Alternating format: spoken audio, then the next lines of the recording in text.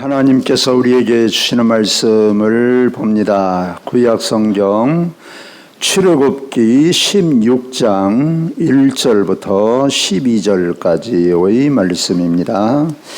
제가 가진 성경은 구약성경 106면에 있습니다. 106면 출애굽기 16장 1절부터 12절까지의 말씀입니다. 자, 앞에 영상을 보셔도 됩니다. 제가 하나님의 말씀을 받들어 읽습니다. 이스라엘 자손의 온 회중 엘림에서 떠나 엘림과 시내산 사이에 있는 신광야에 이르니 애굽에서 나온 후 둘째 달 15일이라. 이스라엘 자손 온 회중이 그 광야에서 모세와 아론을 원망하여 이스라엘 자손이 그들에게 이르되 우리가 애굽 땅에서 고기 가마 곁에 앉아 있던 때와 떡을 배불리 먹던 때에 여호와의 손에서 죽었더라면 좋았을 것을 너희가 이 광야로 우리를 인도해 내어 이 온 회중이 죽여 죽게 하는도다. 그때 여호와께서 모세에게 이르시되 보라 내가 너희를 위하여 하늘에서 양식을 비같이 내리리니 백성이 나가서 일용할 것을 날마다 거둘 것이라. 이같이 하여 그들이 내 율법을 준행하나 아니하나 내가 시험하리라. 여섯째 날에는 그들이 그 거둔 것을 준비할지니 날마다 거두던 것의 갑절이 되리라. 모세와 아론이 온 이스라엘 자손에게 이르되 저녁이 되면 너희가 여호와께서 너희를 애굽 땅에서 인도하여 내셨음을 알 것이요 아침에는 너희가 여호와의 영광을 보리니 이는 여호와께서 너희가 자기를 향하여 원망함을 들으셨음이라. 우리가 누구이기에 너희가 우리에게 대하여 원망하느냐? 모세가 또 이르되 여호와께서 저녁에는 너희에게 고기를 주어 먹이시고 아침에는 떡으로 배불리시리니 이는 여호와께서 자기를 향하여 너희가 원망하는 그 말을 들으셨음이라. 우리가 누구냐? 너희의 원망은 우리를 향하여 함이 아니요 여호와를 향하여 함이로라. 모세가 또 아론에게 이르되 이스라엘 자손이 온 회중에게 말하기를 여호와께 가까이 나오라. 여호와께서 너희 원망함을 들으셨음이니라 하라. 아론이 이스라엘 자손의 온 회중에게 말하며 그들이 광야를 바라보니 여호와의 영광이 구름 속에 나타나더라. 여호와께서 모세에게 말씀하여 이르시되 내가 이스라엘 자손의 원망함을 들었노라. 그들에게 말하여 이르기를 너희가 해질 때에는 고기를 먹고 아침에는 떡으로 배부르리니 내가 여호와 너희의 하나님인 줄 알리라 하라 하시니라. 아멘. 고고 마운틴이라는 말이 있습니다. 사실 이게 짝퉁 영어인데요. 우리식으로 하자면 갈수록 태산이다 이런 말이에요. 여러분 갈수록 태산이란 말 무슨 뜻인 줄 알지요?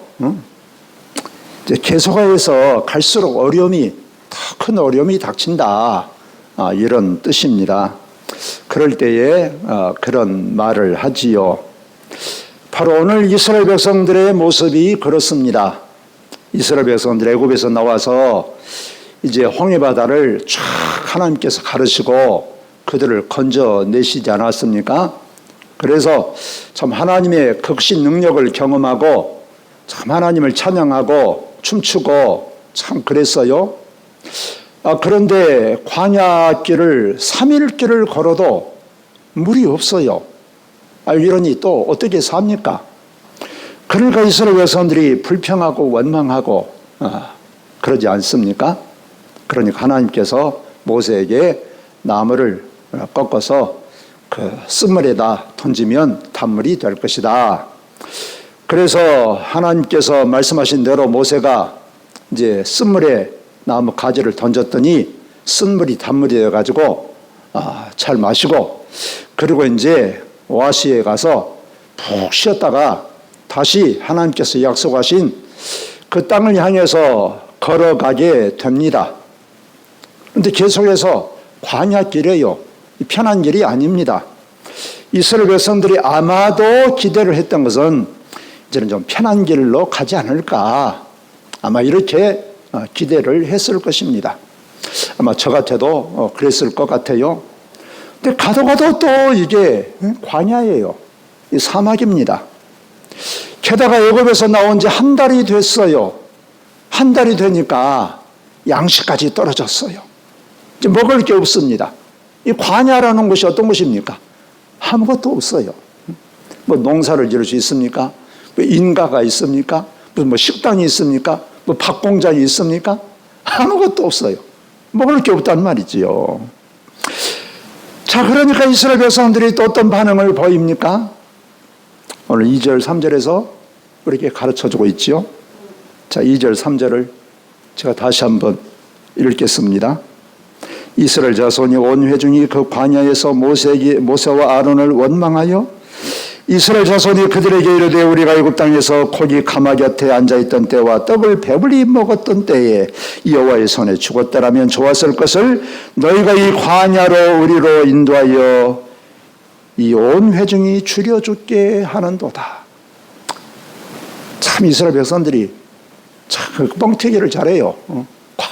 과장법을 너무 많이 씁니다. 그들이 애굽에서 종살이 했는데 무슨 고기 가마 곁에서 고기를 칼로 뚝뚝 잘라서 베어 먹었겠습니까? 말도 안 되는 얘기지요. 우리도 이게 평상시에 이 고기 가마 곁에서 고기를 뚝뚝 잘라 먹습니까? 한두 번 사다가 삼겹살 그냥 먹는 정도지요. 하여튼 양식이 떨어졌어요. 이러니 이게요. 어떻게 합니까? 자, 그것은 그렇고 그러면 다시 한번 우리 생각해 볼 문제가 있습니다. 왜 하나님은 꼭 이스라엘 백성들을 광야길을 걷게 하실까? 이 광야길은 한마디로 말해서 고난, 고통, 그거란 말이지요.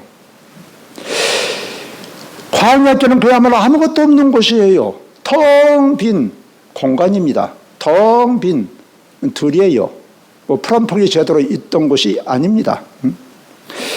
사람이 살아가는 데 있어야 할 것들이 없는 곳이 광야예요. 그러니까 광야는 의식주를 해결할 수 없는 곳입니다.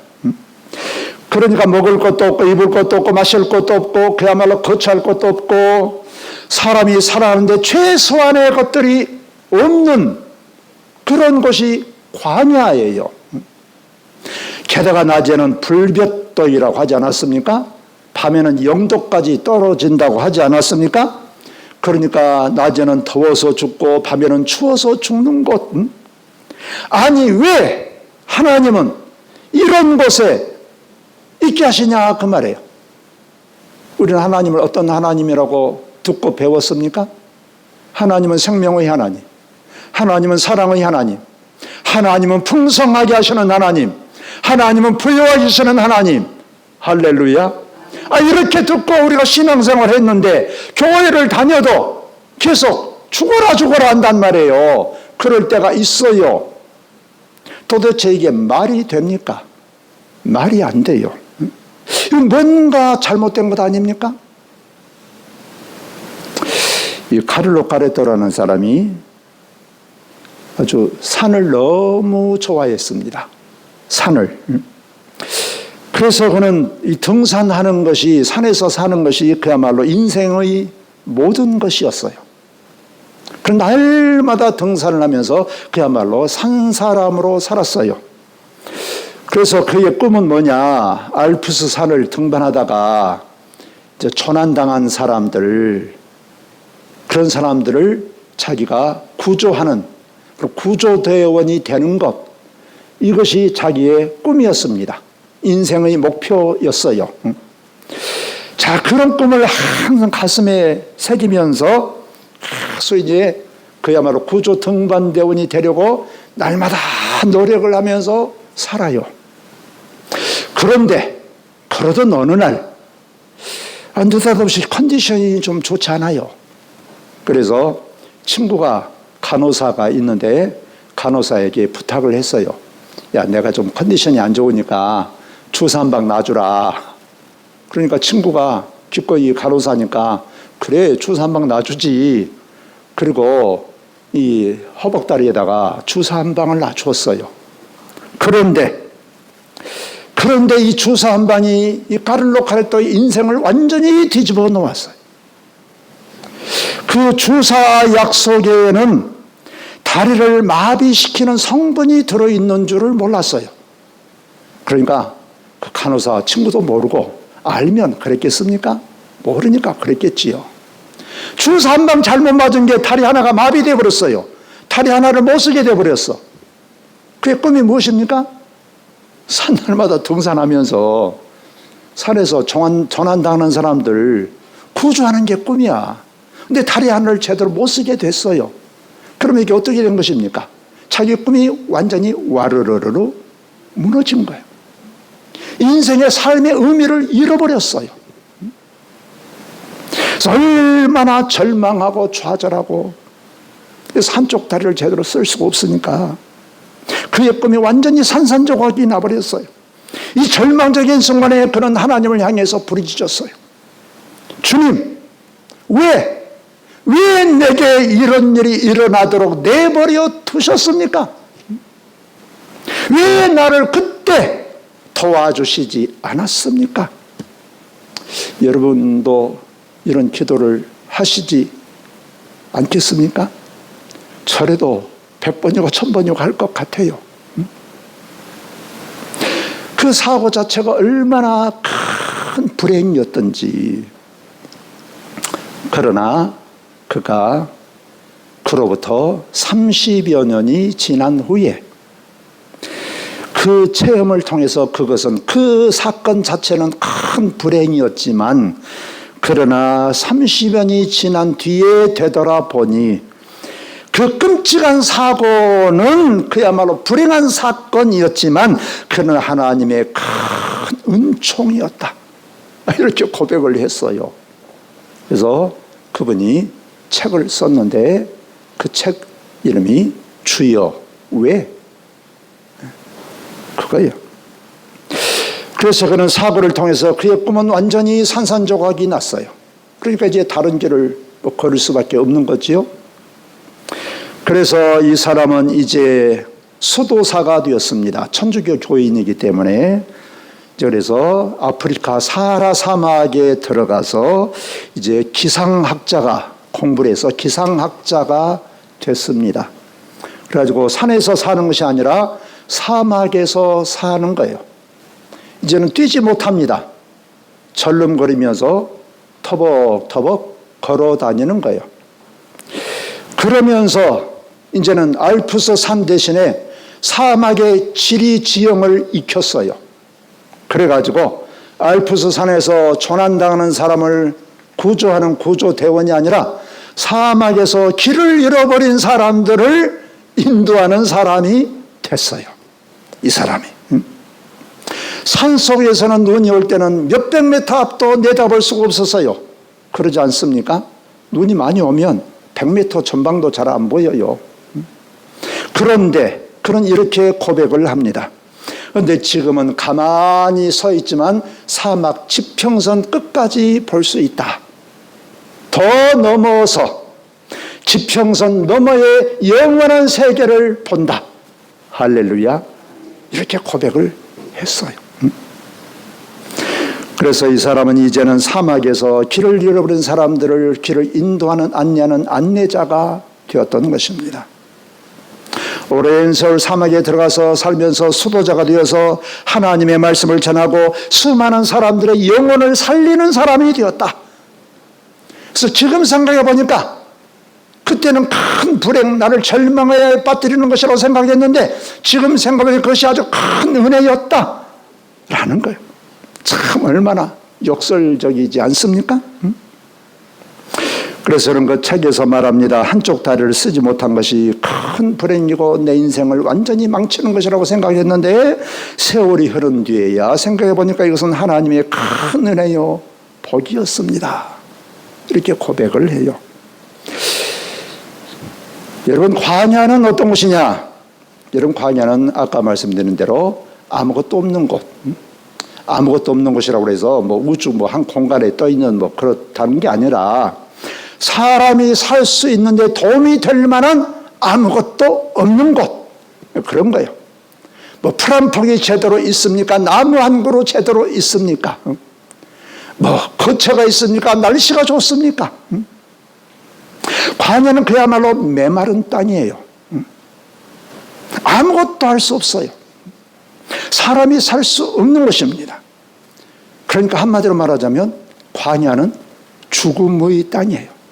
죽음. 광야에 들어가면 죽는 거예요, 그냥. 자, 그렇다고 한다면 광야에 들어가면 사람이 자기의 생존을 위해서 발버둥 쳐도 안 된다니까. 이래도 안 되고 저래도 안 되고 아무것도 할 수 없는 것이요. 그렇다고 한다면 여러분, 광야에서 살려고 하면 어떻게 해야 되겠습니까? 아무리 발버둥 쳐도 안 돼. 힘으로도 안 되고 지식으로도 안 되고 능력으로도 안 되고 경험으로도 안 돼. 여러분, 그러면 어떻게 해야 되겠어요? 광야에서 사면팔방을 봐도 나를 도와줄 게 아무것도 없어요. 그럼 어떻게 해야 됩니까? 위를 쳐다봐야지. 할렐루야. 광야는 그래서 위를 쳐다보는 곳이야, 여러분. 그래서 광야는 하나님을 찾는 곳입니다. 그래서 하나님을 만나고 하나님의 말씀을 듣고 하나님을 경험하는 곳, 그곳이 광야예요. 그러니까 인간적으로 광야는 메마르고 고통의 땅이고 죽음의 땅이고 어느 누구도 광야를 좋아할 사람이 없습니다. 그리고 광야를 통과한다는 것은 너무나 어려운 일이에요. 힘든 일이에요. 아무것도 의지할 곳이 없는 곳이 바로 광야입니다. 부모 형제도 도움을 줄 수가 없고 내가 친구를 찾아가면 그 친구가 도움을 줄 줄 알았는데 그 친구도 전혀 옛날과는 전혀 태도가 다르고 형제도 내게 도움을 줄 수가 없고 내가 떨어져 있는 곳은 그야말로 내 힘으로 도저히 살 수가 없고 그런 환경에 처해 있습니까? 그러면 바로 그곳이 우리의 광야예요. 광야는 사막에 있는 곳만이 광야가 아니라니까. 우리 이 세상에 살면서도 사면팔방을 봐도 나를 도와줄 만한 사람이 없어요. 내가 의지할 게 없어요. 돈으로도 안 돼요. 무엇으로도 안 돼요. 그러면 바로 그곳이 어디냐? 그곳이 바로 광야다. 광야. 그러니까 역설적이게도 그런 곳에 있으면 하나님을 찾을 수밖에 없는 것입니다. 그래서 광야는 하나님을 경험하는 곳이에요. 광야를 그 히브리 말로 미드바르라고 합니다. 미드바르. 근데 미드바르란 말은 두 단어가 합쳐진 말이에요. 미라는 말은 그냥 그 말이 이루어진다 그런 뜻이에요. 다바르라는 말은 말씀이라는 뜻입니다. 그러니까 그것을 말씀이 이루어지는 곳, 그것이 미드바르. 참 여러분, 광야는 미드바르라는 말은 말씀이 이루어지는 곳. 광야 미드바르는 하나님의 말씀이 함께하는 곳. 이거 기가 막히지 않습니까? 한번 생각해 보세요. 광야는 죽음의 땅이요, 고통의 땅이요, 살지 못하는 땅이요, 메마른 땅이요, 힘든 땅인 줄 알았는데 광야는 하나님의 말씀이 함께하는 곳. 참 기가 막힌 말 아닌 뜻 아닙니까 이게? 그것이 바로 광야, 그것이 바로 미드바르. 그래서 하나님의 사람들은 다 광야로 갔습니다. 광야에 들어가서 다 하나님을 만났어요. 여러분, 우리가 잘 아는 모세가 있지 않습니까? 모세가 40년 동안 왕궁에서 그야말로 부귀영화를 누리면서 살았어요. 그래서 살인자가 되어서 쫓겨나서 미디안 광야로 도망가지 않았습니까? 미디안 광야에서 사는데 모세가 어떤 사람입니까? 애굽의 최고의 학문을 받은 사람이에요. 배운 사람. 그야말로 세상의 가장 엘리트입니다. 그런데 광야에서 여자를 만났는데 그 여자가 여러분 말이 통하겠어요? 일자무식 아닙니까? 십보라가 일자무식. 아이, 어쩔 수 없어서 그랬는지 어쩐지 모르지만 결혼은 했지만 아내가 말벗이 되겠냐고요. 말이 통하겠냐고요. 여러분, 말이 안 통해요. 뭐 말이 통해야 대화가 되지. 근무시간 여자하고 그리고 아침부터 저녁까지 양치기 합니다. 피곤하면 그냥 골아 떨어져요. 아무도 처갓집 누구도 말벗이 될 만한 사람이 없어. 그러니까 항상 입을 항상 닫고 살았겠지요. 그렇게 40년 동안 살다 보니까 입술이 둔한 사람이 되어버렸어, 모세가. 그런데 모세가 어디에서 하나님을 만났습니까? 광야에서, 떨기나무 불꽃 가운데서 하나님을 만났어요. 엘리야도 마찬가지입니다. 엘리야 선지자, 이세벨이 죽이겠다고 협박 공갈을 하지 않았습니까? 그래서 이세벨이 겁이 나고 두려워서 저 시내산 광야로 도망을 갔어요. 광야에서 하나님의 세미한 음성을 들었던 것입니다. 하나님의 음성을 듣고 하나님을 만나고 새로운 사명을 부여받았어요. 여러분, 세례요한은 우리가 어떤 사람이라고 말합니까? 광야에서 외치는 자의 소리로다. 세례요한은 광야에 살았다니까요. 광야에 있으니까 하나님을 만난 거예요. 하나님의 음성, 하나님의 뜻을 받고 그런 광야에서 하나님의 말씀을 선포했던 사람이 세례요한이에요. 또 예수님은 어떻습니까? 예수님은 요단강에서 세례를 받고 광야에서 40일 동안 금식 기도하지 않았습니까? 광야에서 40일 동안 계시면서 하나님과 교제하고 하나님을 만난 거예요.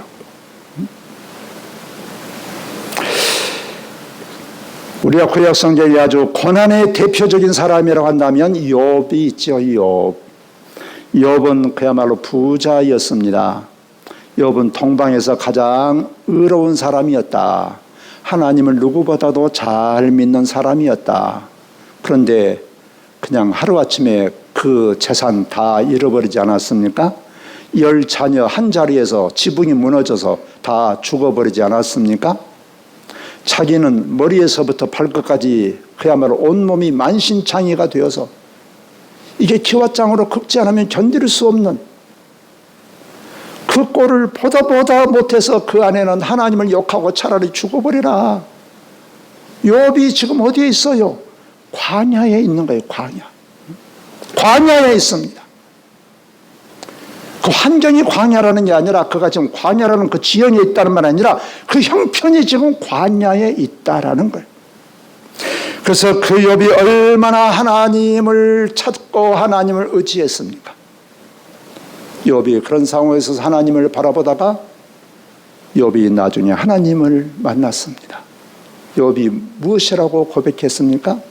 내가 그 전에는 고난당하기 전에는 하나님에 대해서 귀로 듣기만 했는데 이제는 내가 하나님을 직접 눈으로 보았다. 왜? 그 고난을 통해서 하나님만을 의지할 수밖에 없었던 거예요. 하나님만을 부를 수밖에 없었던 거예요. 그래서 시편 기자는 이렇게 우리에게 말을 하고 있습니다.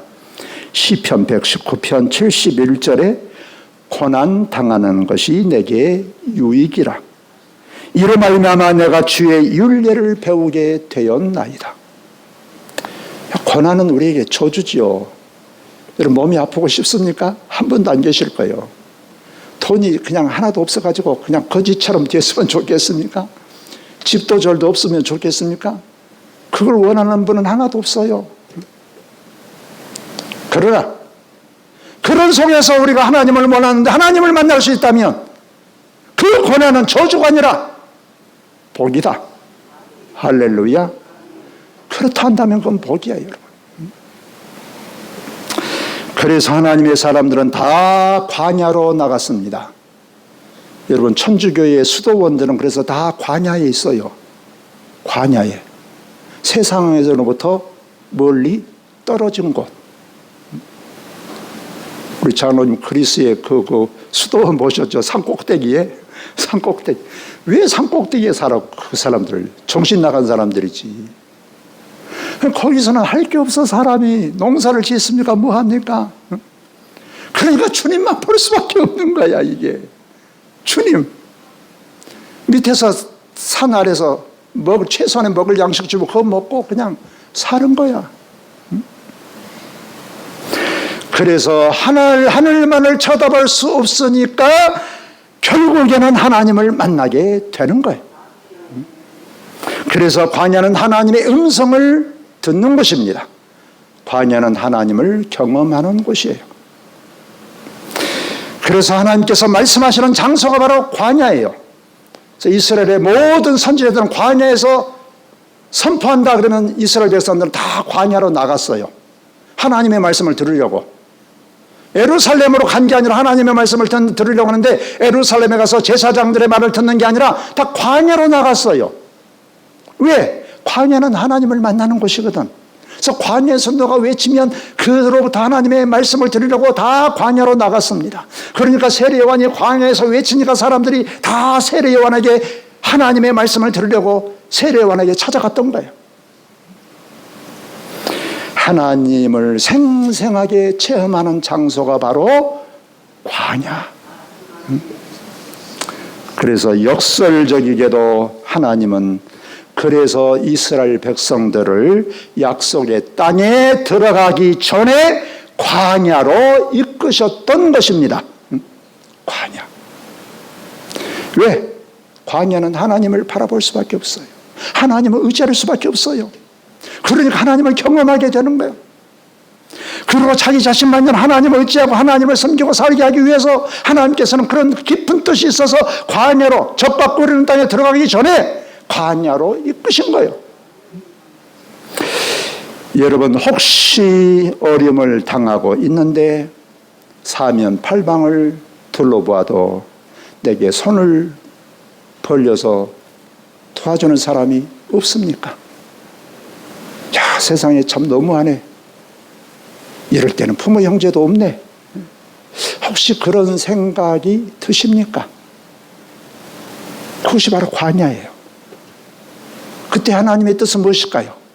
그때 우리를 향한 하나님의 뜻은 무엇일까요? 자꾸 사람한테 가서 손 벌리지 말고 어쩌란 말이에요? 하나님을 불러라. 하나님을 찾아라. 그 말이에요. 저 이스라엘 백성들이 수르 광야를 떠나서 다시 출발하면서 참 편안한 길을 기대했는데 또 광야인데 이스라엘 백성들이 애굽에서 나온 지 한 달이 되다 보니까 양식까지 떨어져 버렸어. 여러분 이거 어떻게 해야 됩니까 이거? 어떻게 해야 되는 거예요?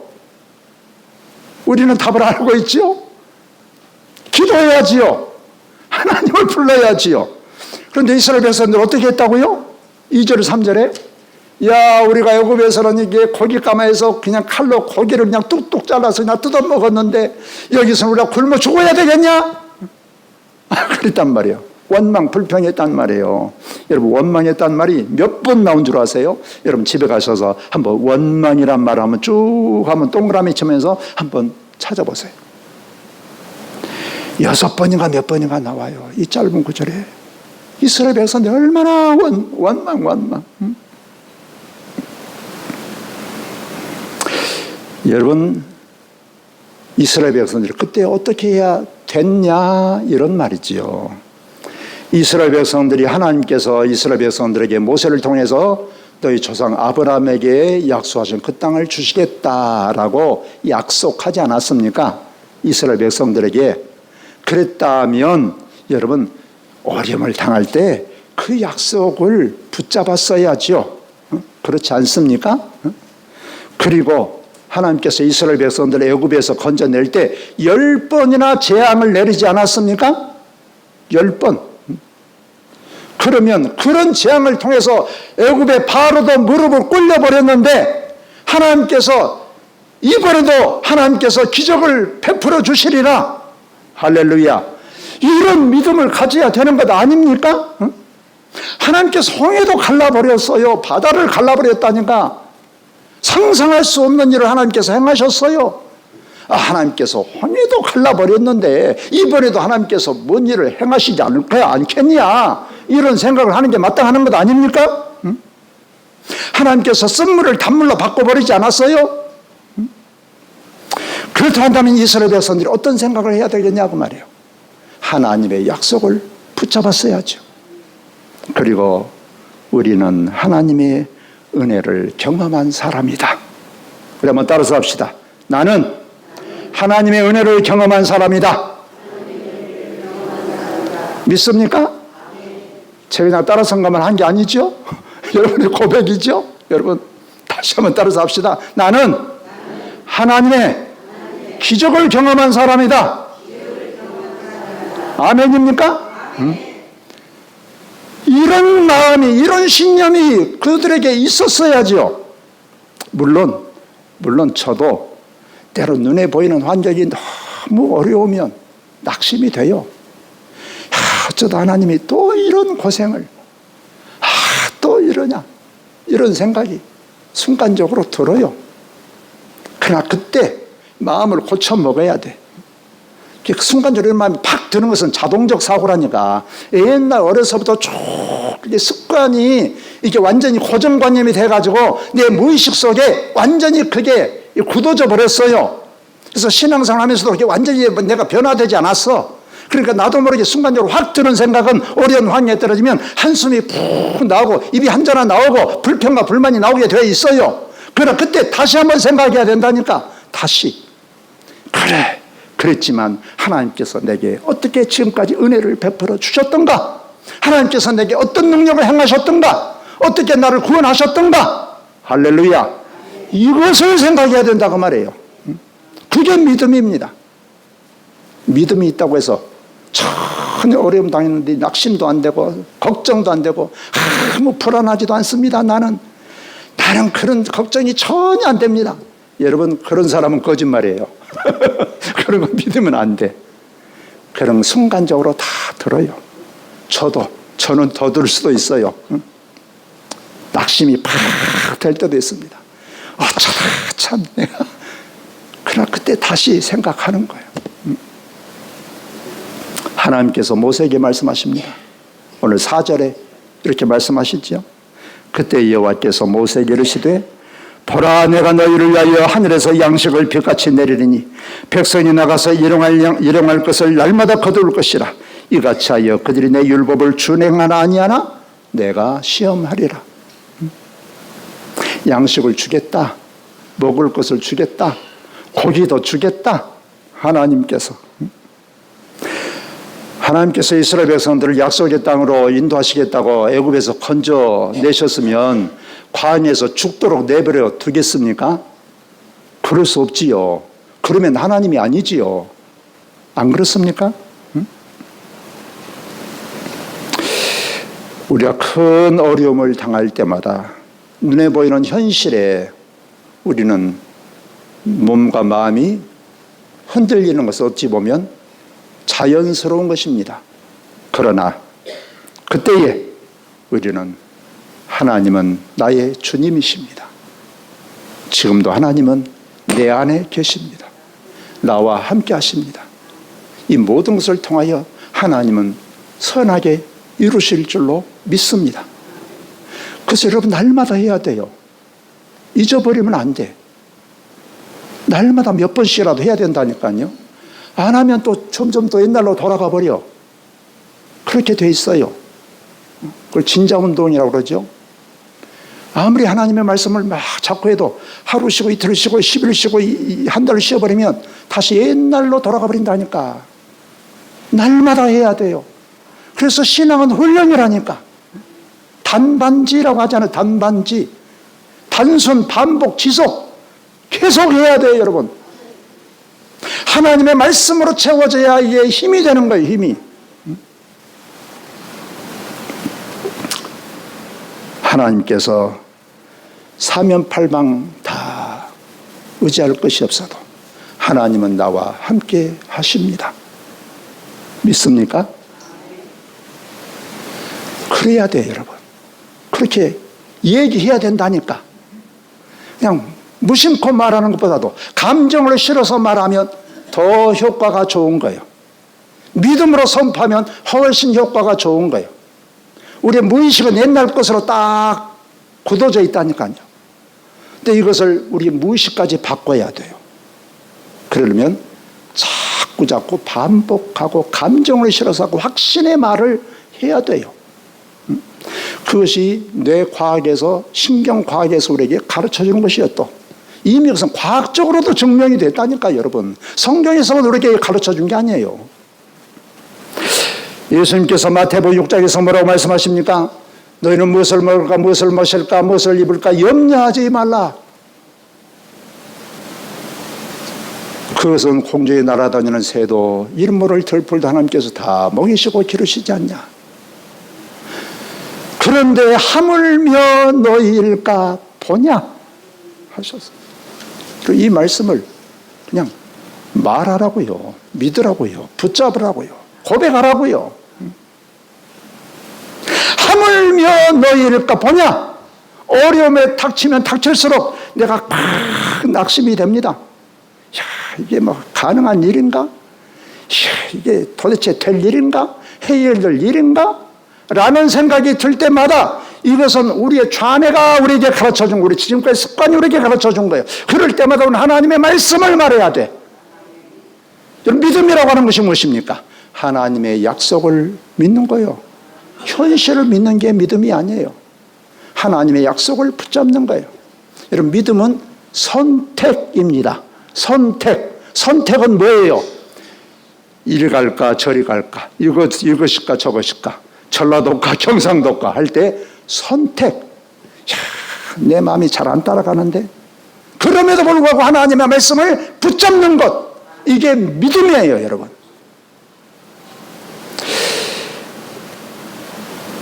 목마름이 크게 당할 때 물 한 모금 마시게 하고, 그리고 또 이제 살만하다 싶으면 또 탄 듯이 목마르게 하고. 우리의 인생이 그럴 때가 있어요.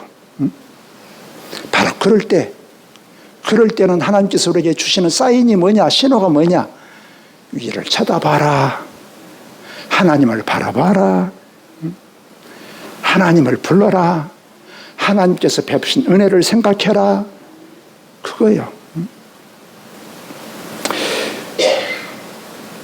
그리고 하나님 의지하면 하나님께서 이 세상 사는 날 동안 우리를 붙들어 주시고 책임져 주실 줄로 믿습니다. 그리고 고의적으로 하나님을 떠나버리면 하나님도 방법이 없어요. 그러나 연약해도 때론 내가 넘어져도 다시 한번 일어나서 하나님을 바라보고 하나님을 붙잡고 하나님 의지하고 우리가 살아가면 하나님께서 우리를 붙드실 줄로 믿습니다. 그래서 항상 우리를 돌보시고 우리의 필요를 채워주시는 하나님을 경험하면서 살아가는 복된 성도들이 되시기를 주의 이름으로 축원합니다. 기도드립니다. 우리의 길이요 생명 되신 우리 주님, 우리 주님은 우리의 생사화복을 주관하십니다. 어떤 형편과 처지에서도 우리 하나님은 우리와 함께 하시고 우리를 돌보시고 불꽃 같은 눈으로 우리를 살피신 줄로 믿습니다. 어떤 형편과 처지에 있을지라도 우리 주님을 바라보게 하시고 주님을 의지하게 하시고 힘들고 어려울수록 하나님의 약속을 붙잡고 하나님의 약속을 말하고 선포하며 살아가게 하여 주옵소서.